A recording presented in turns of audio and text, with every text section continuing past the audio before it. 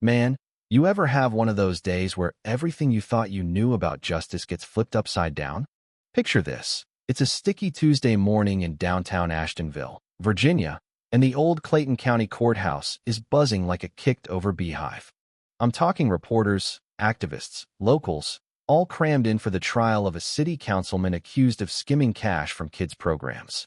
But at 9:14 a.m., September 3rd, something happens that nobody saw coming, a moment that'd go viral, spark protests, and change this town forever. I'm standing in courtroom 3C, just another face in the crowd, when I see her walk in. A black woman, mid-40s, sharp navy suit, moving like she owns the place, not cocky, just certain. Her heels click on the marble, steady, like she's walking to her destiny. Most folks figure she's a lawyer, maybe a relative of the defendant, but Officer Hank Sullivan, this grizzled courthouse cop with 20 years under his belt, he's not buying it. His eyes narrow, hand twitching toward his cuffs, like her confidence is some kind of threat. "Hey, ma'am," he barks, loud enough to hush the room. Back rows. No fronts for legal folks and press.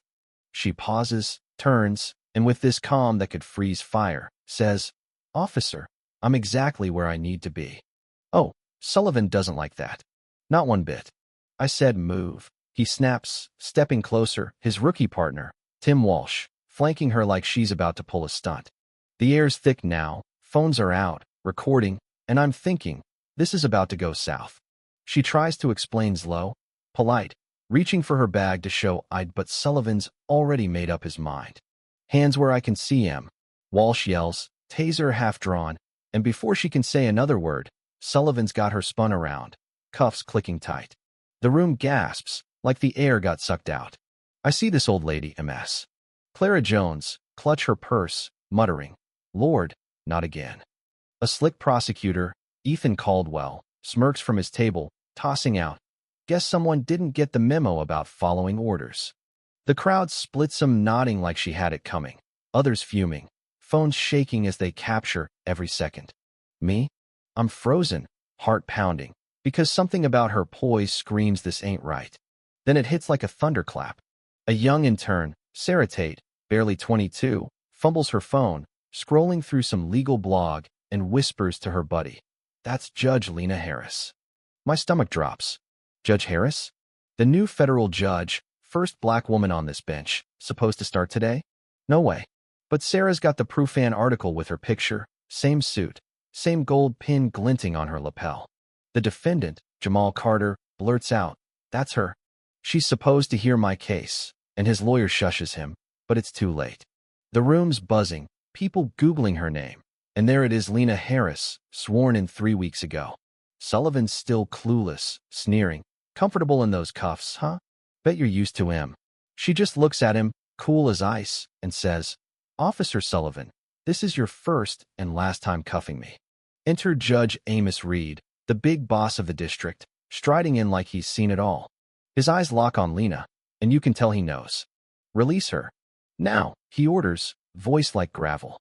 Sullivan hesitates, pride warring with panic, but Walsh is already fumbling for the keys. The cuffs come off, leaving red marks on her wrists, and she stands taller, rubbing them like they're nothing. Harold Green, the bailiff, hands her a black robe, and when she slips it on, the room feels like it's holding its breath. She takes the bench, and her first words? "This wasn't a mistake, it's a symptom."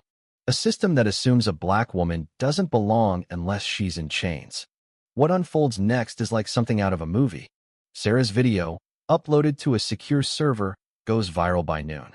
Lena orders every camera feed preserved, calls out Sullivan and Walsh for civil rights violations, and sends Caldwell's smug grin packing with a formal complaint to the state bar. Turns out, this wasn't a one-off. Sarah digs up 3 other cases, black folks detained, footage lost, Caldwell always in the mix. Leaked texts show him telling Sullivan to keep the room clean, like he's curating a private show. Even a shady PI admits he was hired to snoop on troublemakers in court.